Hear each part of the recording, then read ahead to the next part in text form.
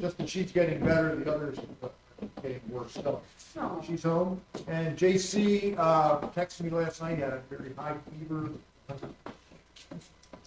He was supposed to do class this morning. So we upgraded. Brought in Marla Golden to lead our adult class. And we think about this generation of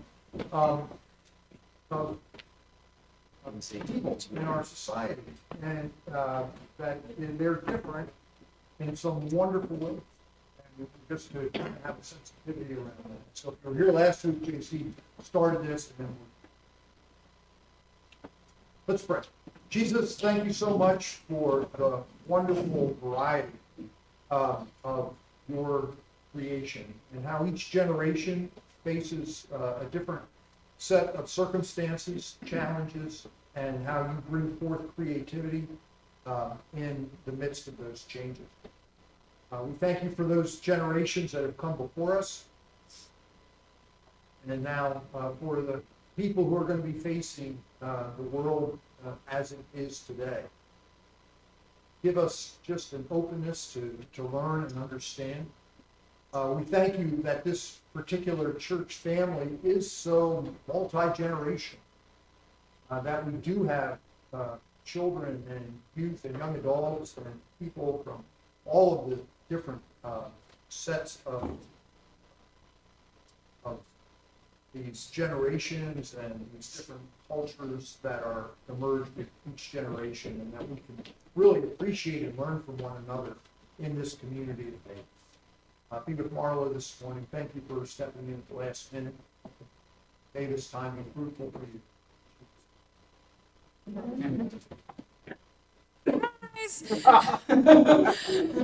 So, funny story. We found out earlier this week that we didn't have Sunday school down at Crossroads. And I thought, great, I get to sleep in. And then yesterday, Noelle said to me, JC and I are supposed to greet for the service, but I don't think we're going to stay for the service after JC teaches Sunday school. Could you greet? I'm like, all right, I can get here at 10:45, right? And then last night at 8 o'clock, JC said, could you do my talk for me? Sure. So wherever the bar is for JC's teaching, I want you to take the bar.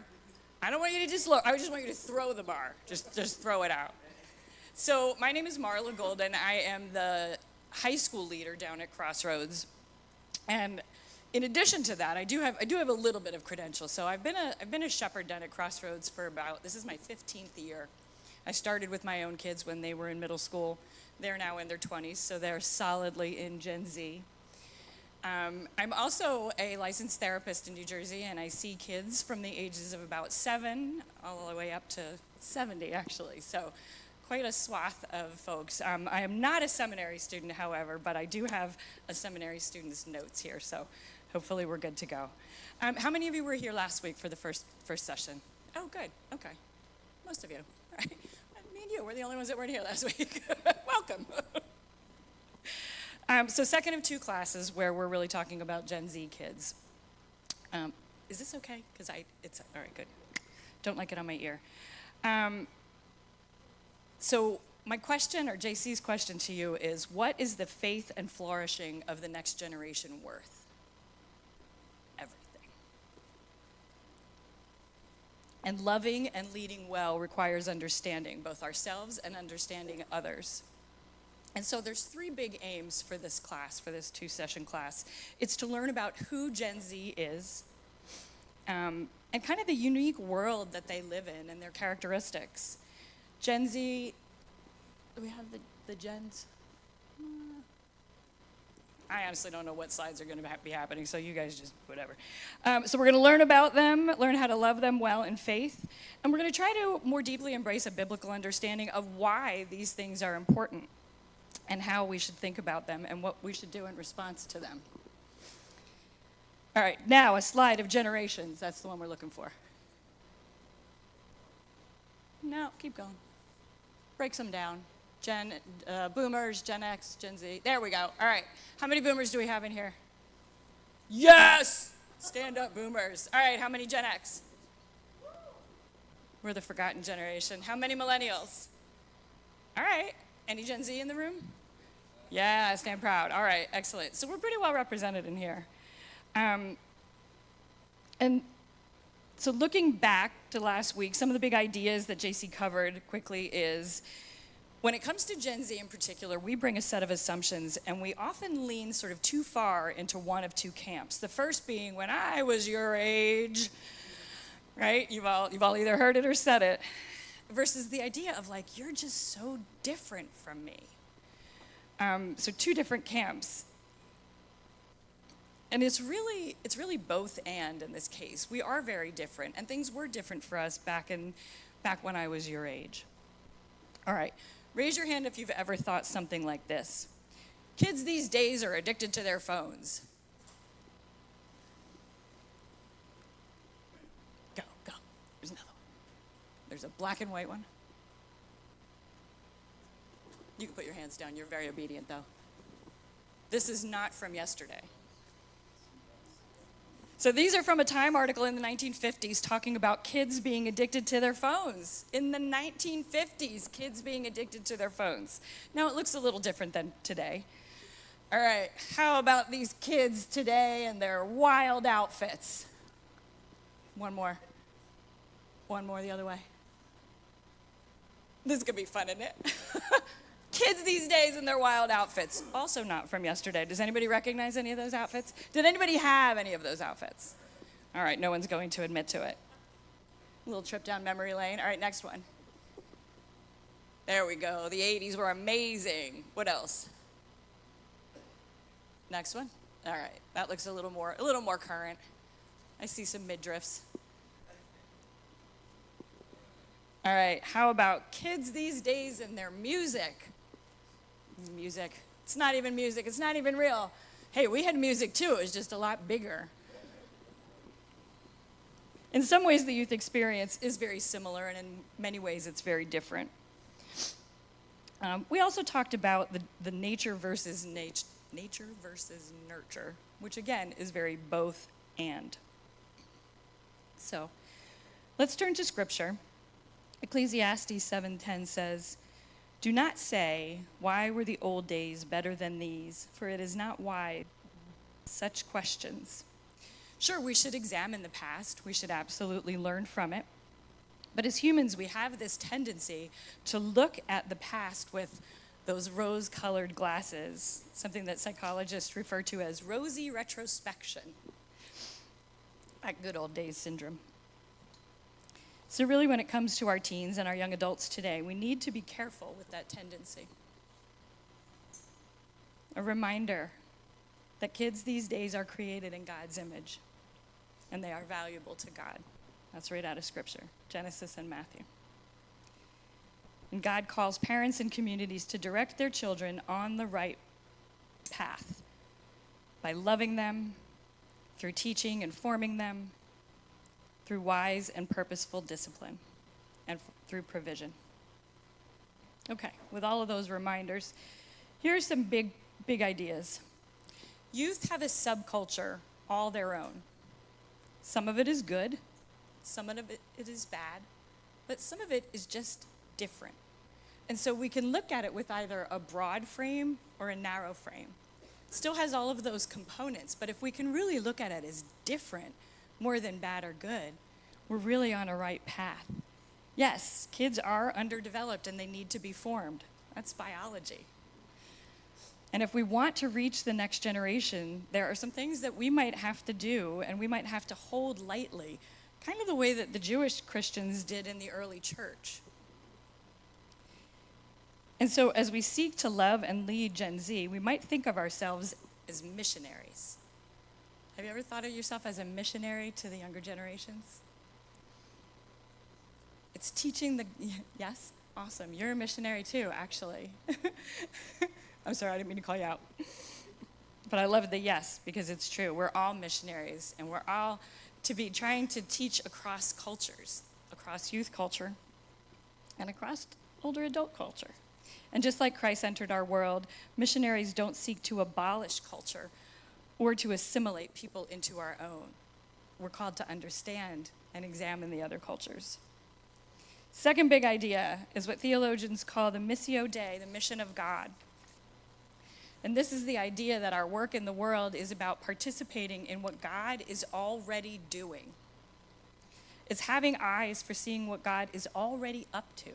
And it's a generous view of the world around us, where we're called to go and meet people where they are and to meet God there. And it's not necessarily, not necessarily changing those people to look more like us, but to look more like him. Last week we also looked at a couple of texts.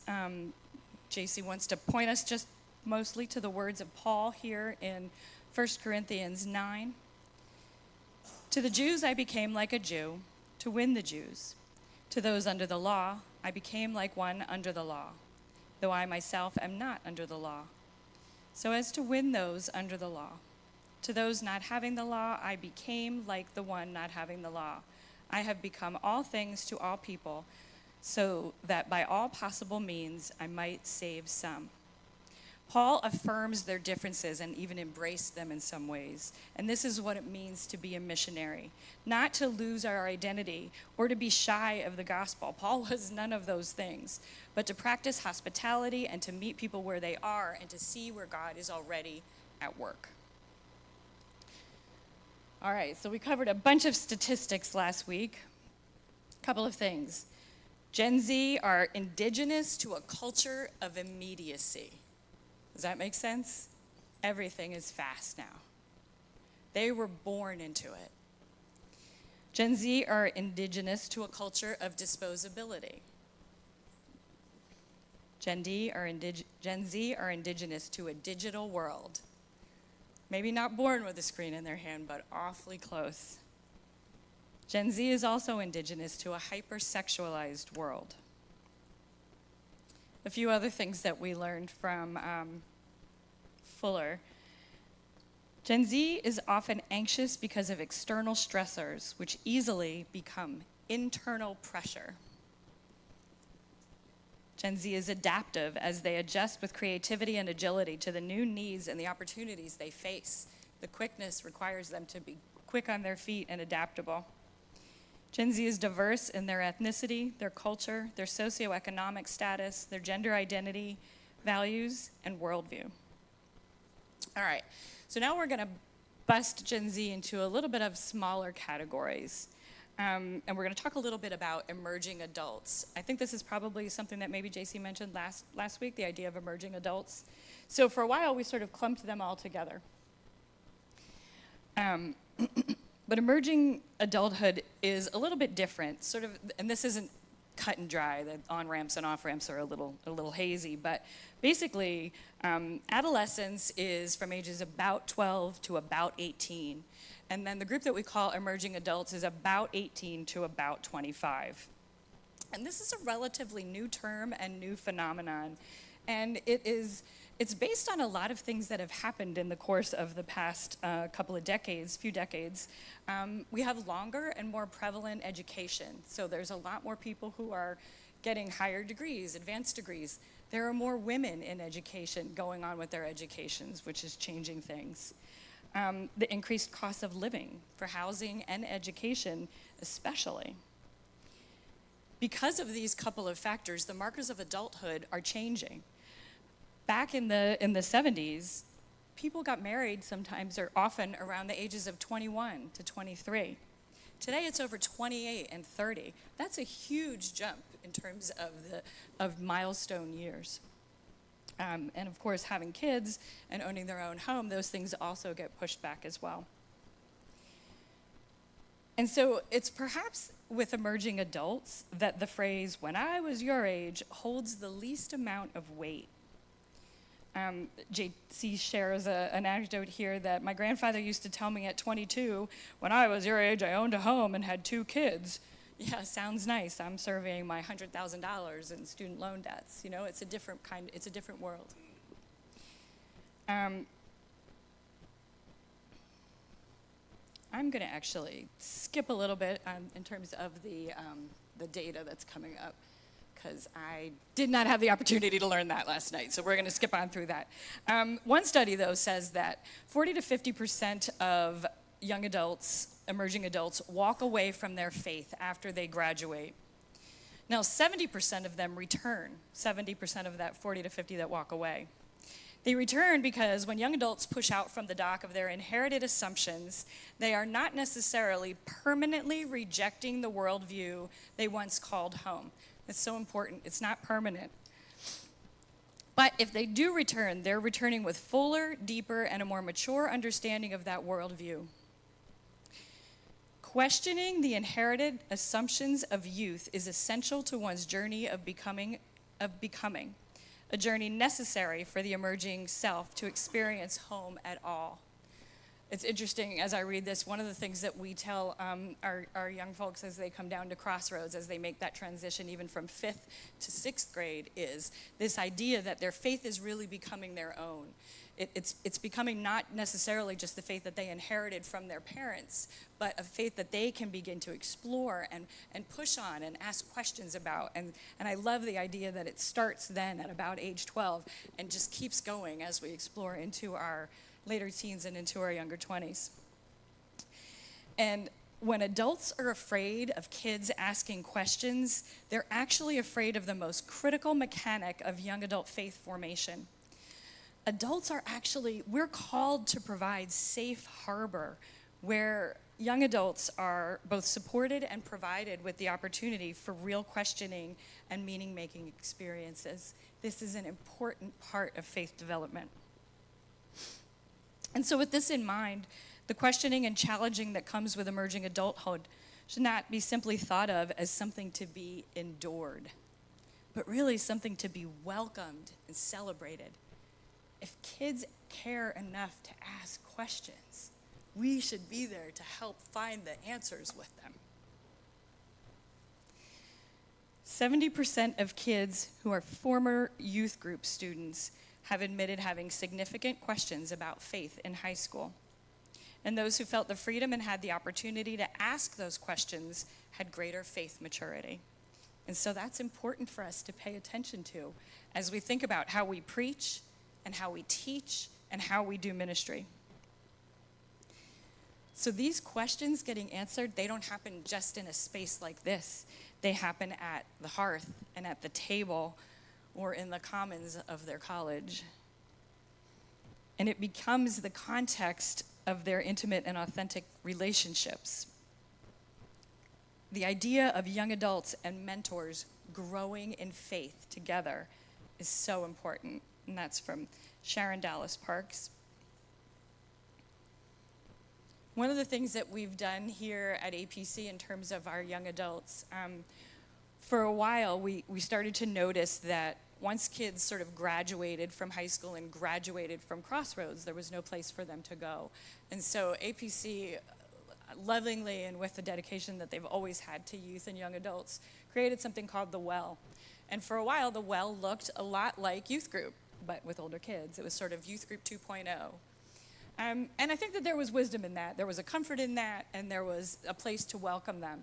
And as that ministry developed and as those young adults developed, we realized that it might be better to have them integrate into a more small group formation, the way that we have really embraced here as a church. And so now they have the opportunity to spend time with their peers in small groups and also in some intergenerational groups where, again, there are mentors and there's opportunity for faith to develop between generations.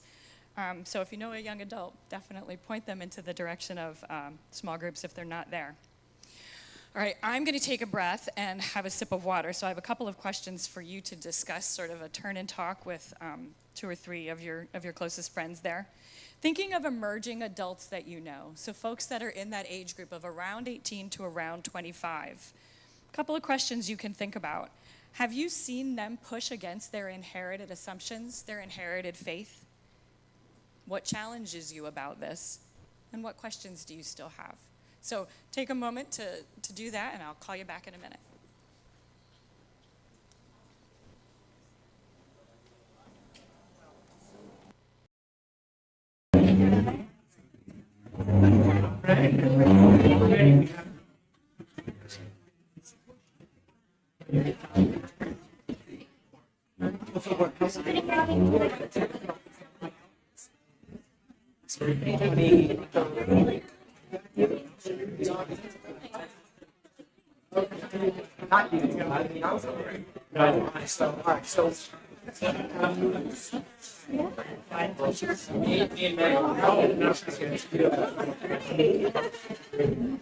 I don't not like what I don't know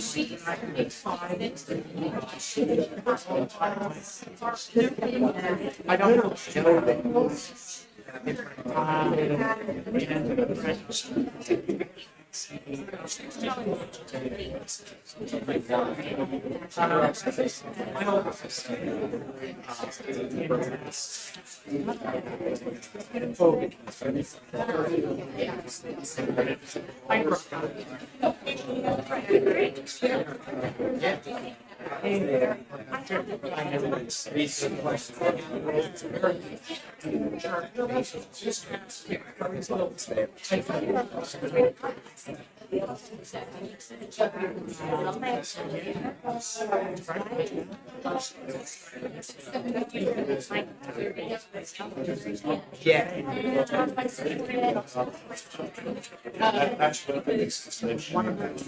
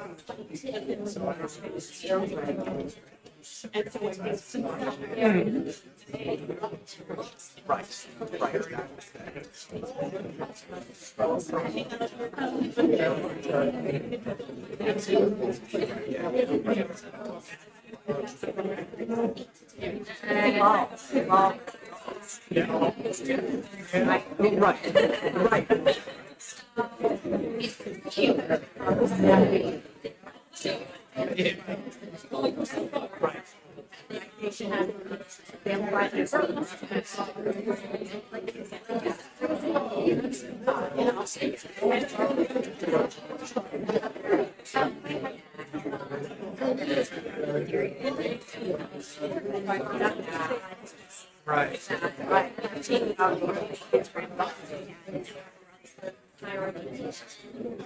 And as they that's really the reality is like, oh, I need more of this. Yeah.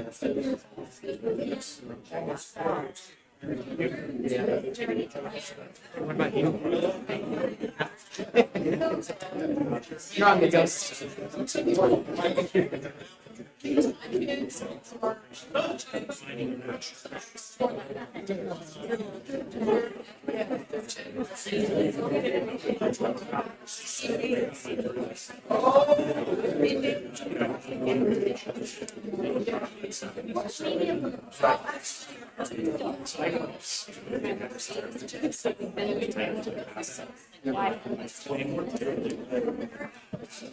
Okay, 30-second warning.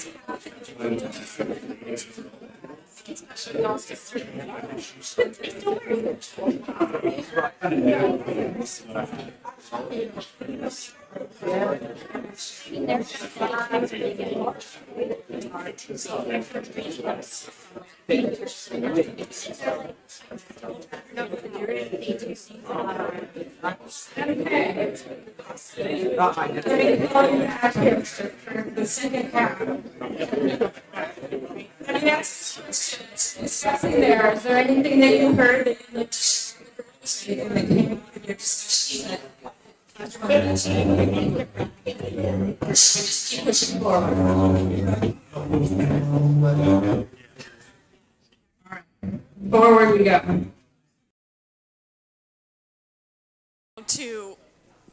To a framework that has been provided to us by Fuller Youth Institute. And this framework has really shaped our ministry down at Crossroads. And the good news is I know this part. After a ton of research, Fuller has really boiled down the longing of teens, and that includes emerging adults, into 3 big questions. And so not only young people, but this is a good question kind of for everybody. So the first question, who am I? The question of identity.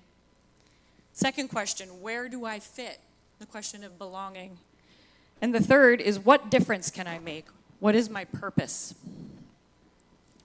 And so perhaps the role of the church in the life of Gen Z is really to help them discover Jesus' answers to these questions. So we know that a church is a community that's bound by collective beliefs and commitments that puts flesh on the message of Jesus through its shared life. So question 1, who am I? My identity. That's our view of ourselves. And when we ask Gen Z those questions, when Fuller asked Gen Z those questions, a lot of the answers are, I am what people expect me to be. I am not blank enough, pretty enough, thin enough, smart enough, fast enough. You fill in the blank. I am my image. I am what I present on social media. I am enough if. I am enough if I get good grades. I am enough if I win the game. I am enough if I get the lead role in the musical. I am enough if. That's what Gen Z answers. But Jesus' answer to this question is, you are enough. Other than the resurrection, the following miracle is one that appears in all 4 Gospels. This is the only time that a young person is mentioned in the Gospel of John. And so we look at this story from John 6. Jesus went up the mountain and sat down there with his disciples. Now the Passover, the festival of the Jews, was near. When he looked up and saw a large crowd coming toward him, Jesus said to Philip, "Where are we to buy bread for these people to eat?" He said this to test him, for he himself knew what he was going to do. Philip answered him, 200 denarii would not buy enough bread for each of them to get even a little. One of his disciples, Andrew, Simon Peter's brother, said to him, "There is a boy here who has 5 barley loaves and 2 fish. But what are they among so many people?" And Jesus said, "Make the people sit down." Now there was a great deal of grass in the place, so they sat down, about 5,000 in all. And then Jesus took the loaves, and when he had given thanks, he distributed them to those who were seated, so also the fish, as much as they wanted. Jesus turns our not enough into enough. We take a lot of opportunity when we can to ask the kids who are down at Crossroads what their experiences have been. And so here's one. I think the first time my faith changed me was when I went on my first retreat in 6th grade. At that time, and even for a few years afterward, I struggled to know who I was. When I came home from the retreat, I still didn't fully know who I was, but I was able to say that I was a child of God. Knowing that at a young age gave me the strength and courage throughout middle school to keep trying to find who I was throughout the ups and downs. One of our favorite homeschooled students, who was Josiah Berkeley, at his graduation, we had a little party for him down at Crossroads. Joe, you're here. I see you. Hello. And Joe said, I can't believe how many people love me. Every student, and this is a universal truth, if they see a whiteboard, or for you boomers, a chalkboard, the first thing that they do when they see it is they write, what? Marla was here, right? So we decided down at Crossroads that we were going to embrace that tradition, and we actually have a door that enters into one of our rooms where high school students, sort of as a rite of passage, are encouraged to write their name on that door so that they know that they are children of God. And so you can check it out if you're ever down here. You're welcome to, as long as you're above high school, you're welcome to write your name there. One night, and this is a practice that we do fairly often when we ask kids to sort of write something that's troubling, whether it's a burden or a label or something, and we ask them to bring that to the cross. We have a large wooden cross down at Crossroads. And so one night, students were writing the worst things that they've ever been called onto name tags and then putting them on the cross. And we noticed that one student put his in his pocket. He had a really rough time in the foster care system, and on his label he wrote, "Waste of life." We were able to help him gain the courage to put it on the cross and to take a different label that night, child of God. We can't tell kids enough that they are enough. Second question, where do I fit? Where do I belong? Our connection with others, so important. And Gen Z, for all of their connectedness, for all of their being indigenous to the digital world, 40% of them are very lonely and very lonely very often. For all of that connectedness, there's a deep, deep loneliness and isolation. So when we ask Gen Z kids where they fit, their answers are, I fit when we share experiences, values, music, language. I fit where I feel like I am needed. I belong for now. Jesus' answer to this question is with. You belong with me and my people. Jesus' entire life on earth put flesh on God's commitment to be with us and is a model for how we are to be with one another. In John 13, we hear this, verses 1 through 6. Now before the festival of the Passover, Jesus knew that his hour had come to depart from this world and go to the Father. Having loved his own who were in the world, he loved them to the end. The devil had already decided that Judas, son of Simon Iscariot, would betray Jesus.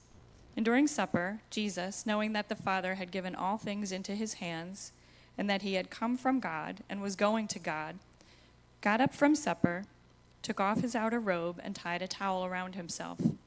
Then he poured water into a basin and began to wash the disciples' feet and to wipe them with a towel that was tied around him. Christian community is fundamentally marked by a relational God who is willing to be with us, stinky feet and all. And so it's unity and not uniformity that we're looking for. If young people feel that they belong, they feel worthy of our love. And so one of the things that we emphasize at Crossroads and at this church is hospitality, and that is making room for those that are different. There's not a rule that if you walk into Crossroads, you have to look a certain way or dress a certain way. We welcome people as they are. Again, we ask some students about what it's like to belong. This is from a middle school student. I just hope that everyone can have a crossroads, a place where they can feel welcomed, accepted, loved, and celebrated when they walk in the door. If you've ever walked into Crossroads, what happens when you walk into Crossroads? Everyone cheers for you and claps. And believe me, there is a love-hate relationship with that. You come late, we notice. Another student said, I could show up in my pajamas and no one would even ask a question about it. Like, it's so welcoming and it's just like such a different place. There's a lot of likes in this sentence. It's like you'll go to school and you'll feel like you have to fit in and you feel like you have to dress a certain way. Yeah. Now, this can be hard because we sometimes have students who smoke a little weed before they come to Crossroads. And so how do we love them? How do we welcome them and at the same time love them? Maybe asking them to take a night off, letting them know that they're so loved, we want them to be with us, but we really want them to be fully with us. Making sure that we chase them down and we bring them back no matter what. We actually have a call and response down at Crossroads where we talk about exactly what I've just said, and I might say something like, this is a real place, and in this real place it doesn't matter what you look like or what you wear. And so I might say, do you have to wear a certain style of clothing? Do you have to have a certain amount of money? Do you have to have a certain skin color? Well, then what could stop you from belonging at Crossroads? Very good, very good. That was a small contingent up here, but small but mighty. Very well done. So we want to make sure that kids understand that no one belongs more than they do. Third question, what difference can I make? Their purpose, their contribution to the world. Some of the answers that Gen Z are giving. I make a difference when I follow the script. Discovering God's plan for their future brings both peace and pressure. So what if I get it wrong?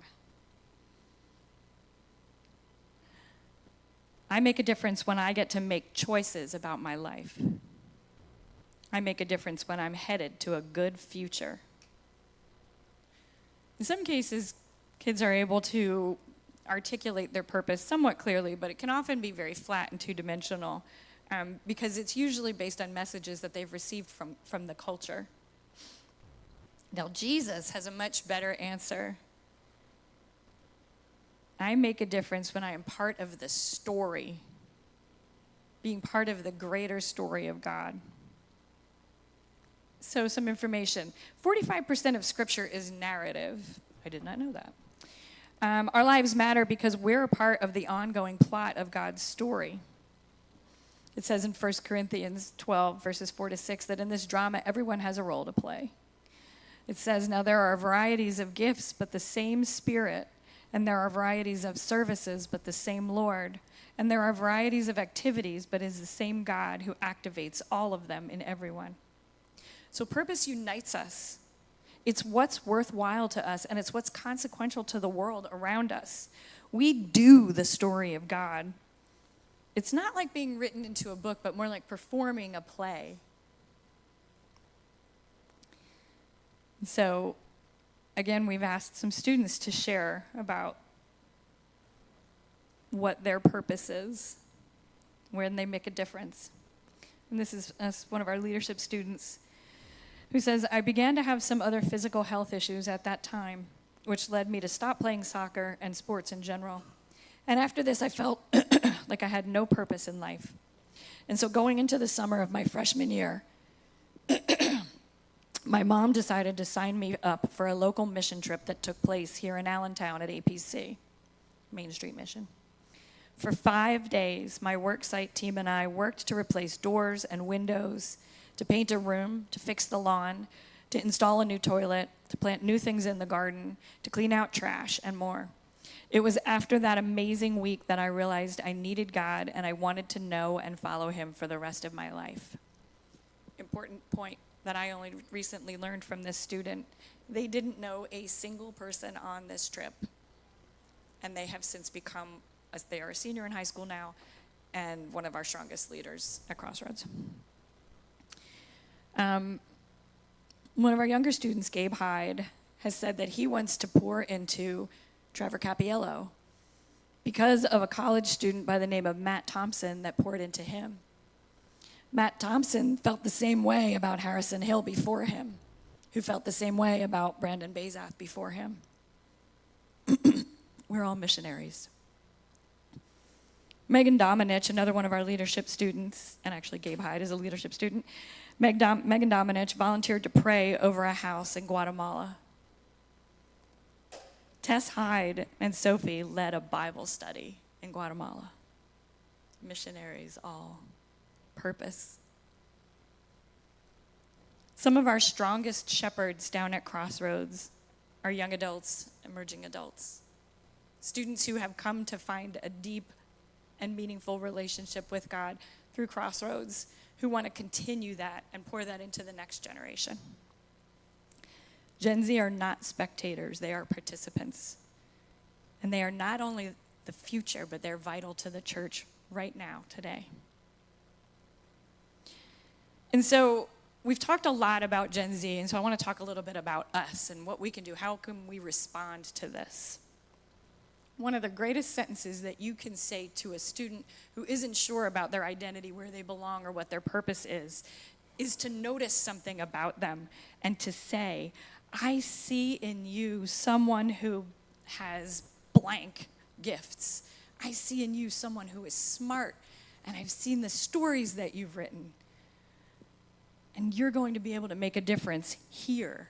So pay attention and see kids and then tell them what you see. Ask them questions. What's your plan about blank? This is especially helpful for anybody that is raising kids. Start asking questions. One of the most important things for kids at all different ages is their autonomy and their agency. And obviously, we can't just push them out at the age of 11 and wish them well, right? But being able to manage our parenting along the spectrum as they get older, to provide them as much autonomy and agency as is age appropriate, for them to start asking questions and seeking answers and growing in their relationship with God. Yeah, autonomy and agency is something that they need to earn, but it's also something that we could sometimes do a better job of extending. Personal story, again, I have two sons, one who's 23 and one who's 25, and something that my husband and I talk about all the time is stop telling them what to do. You know, if they ask, great. At this age, when our kids are this age, our role becomes a guide. You're sort of a resource. Hey, Mom, how do I write a check? How do I do that? And then you provide the answer. But it's important for us to let our kids struggle a little bit and learn answers on their own. It gives them a better sense of autonomy and agency. All right, so recap. What are the 3 questions? First one is what? Who am I? Identity. Second one, where do I belong? That's right. No one belongs here more than you do. You are enough. No one belongs here more than you do.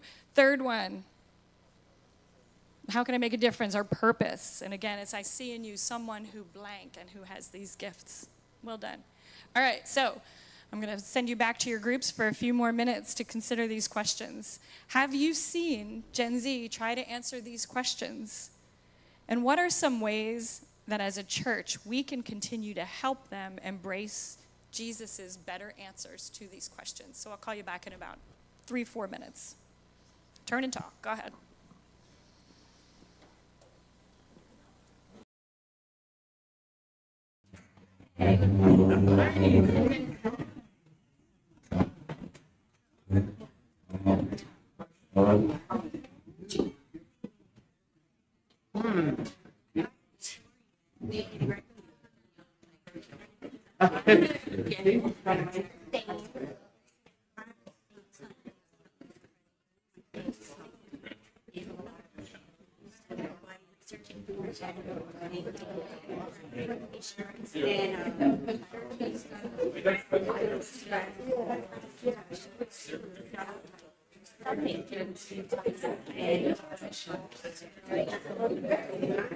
Yeah. Yeah.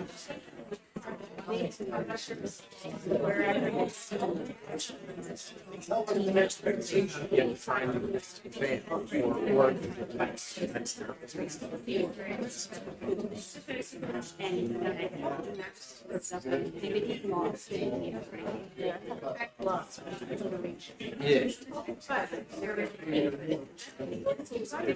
Right. Yeah.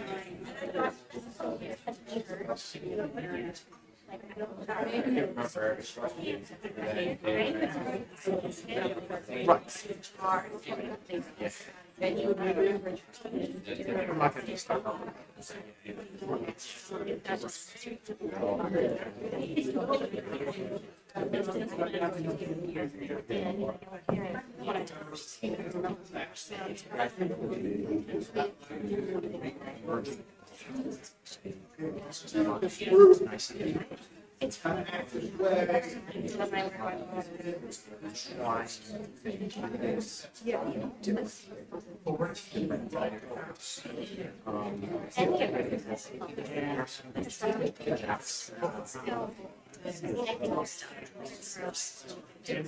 On the younger side,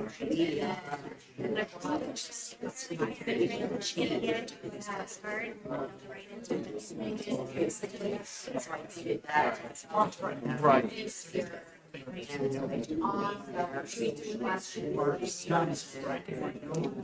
Right, yeah, yeah. Right, that's actually, right, yes. There's two different things. There's many, but trying to answer those questions.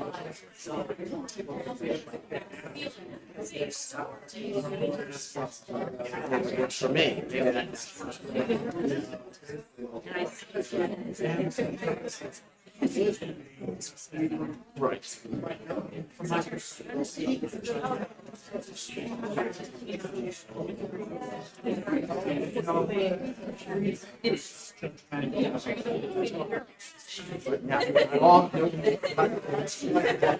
right? The same way, right?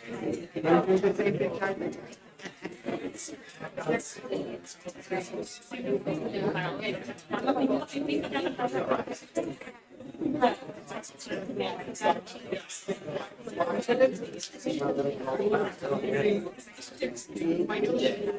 Not good or bad. Yeah. One of the reasons about allow her I know it's very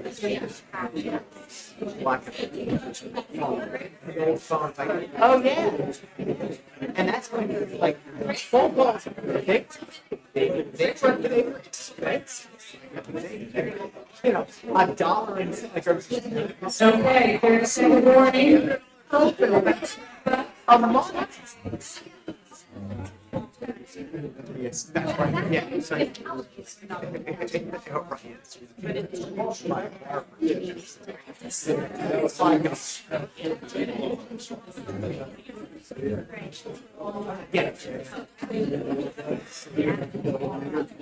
Yeah. Yes. All right. So to wrap up, the question that we started with, what is the faith and flourishing of the next generation worth? Everything.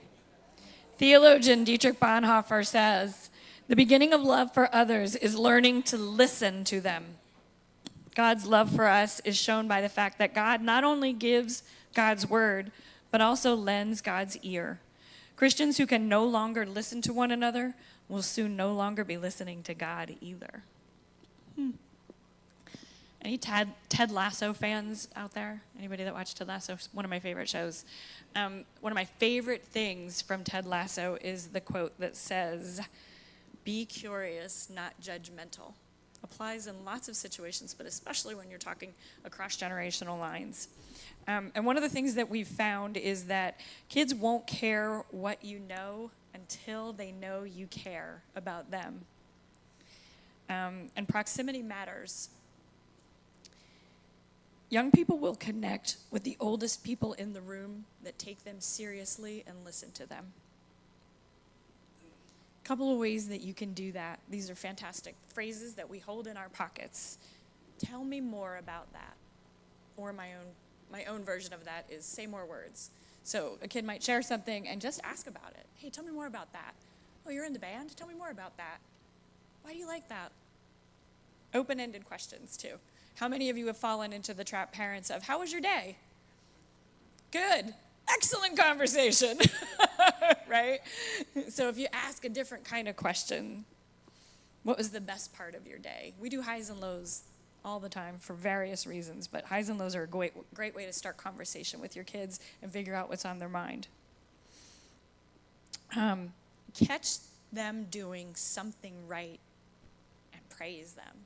We can very often, again, as older folks, get caught up in, you're doing that wrong. Catch them doing something right. Praise them and brag about them to others.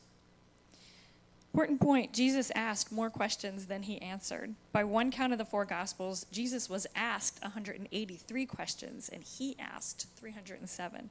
Ask questions. Be curious, not judgmental. Pray for them. Pray for this generation. Model.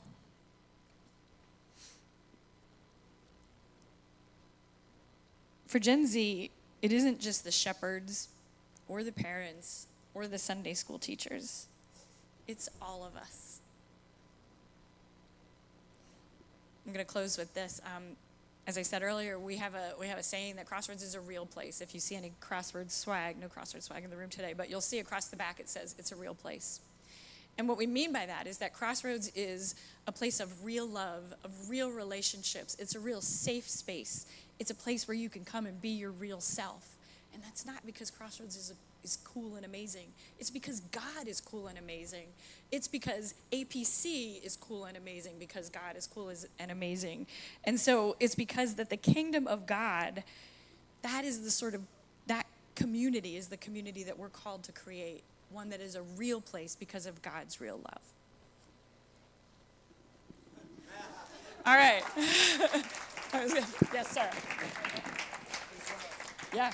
I want to make an observation, and maybe this occurred to you. Those 3 questions, I don't think are just Gen Z questions. I don't think they are the questions that we all ask. Who am I? Where do I belong? What's my purpose? The images of the church, the symbols of the church, are extraordinarily geared toward those 3 questions. The first, and one of the central images of the church is the font, baptism. Baptism addresses the question, who am I? When we are baptized, we are conferred with the title, child of God. You are a child of God. That's what we say. When we baptize somebody, we say their name. You are a child of God. That is our fundamental identity. And so the baptismal font answers that question. The second symbol of the church is the table. We'll get to that one. The table. What's the table? It's communion. It's where you belong. Everybody has a place at the table. This is your family. This is where you belong. This is where everybody fits in. And then the third one is the Bible. What's the Bible? The Bible is our story. It's where we find our place in the story and our sense of purpose. And so the church has been addressing these 3 fundamental questions for 2,000 years. And it's so powerful for people who are going through that, where do I belong, that when you come, into the church, our symbols powerfully communicate answers to those profound questions that are being asked. So, I was just thinking about that when you were talking. That is what we are about, and every generation needs to have those questions addressed, and even as we grow. Absolutely. Are there any questions or anything that anybody else wants to raise? We have 3 minutes. Yeah. Marla, I think we go through this throughout our lives. As we go through different phases, growing up, getting married, starting a family, kids are out of the house as empty nesters, you're asking the same questions because your life is in transition, like Pastor Stephen was indicating. I think it's, if we can use those experiences to help us relate to other generations, not just generations, Gen Z, all the generations, it'll help us communicate and work better together as a family. Absolutely. Yeah, same questions across generations, just being asked in different ways and based on different cultural contexts, right? And the answer is always going to be the church, which is what Stephen just described. Yeah. In response, my mother's 90 years old, and she's got those questions. She has dementia, and she's lost all her memories about. I mean, she's still a Christian, but she's lost all the things that she's learned, and she's really lonely with all those questions. So those 3 questions can come back at a different stage when you're less apt and less able, Yeah, that's a beautiful illustration of it. You're right. They're lifelong questions, for sure. Anything else? Anything Gen Z wants to add that we didn't cover? No? All right. Have an amazing day.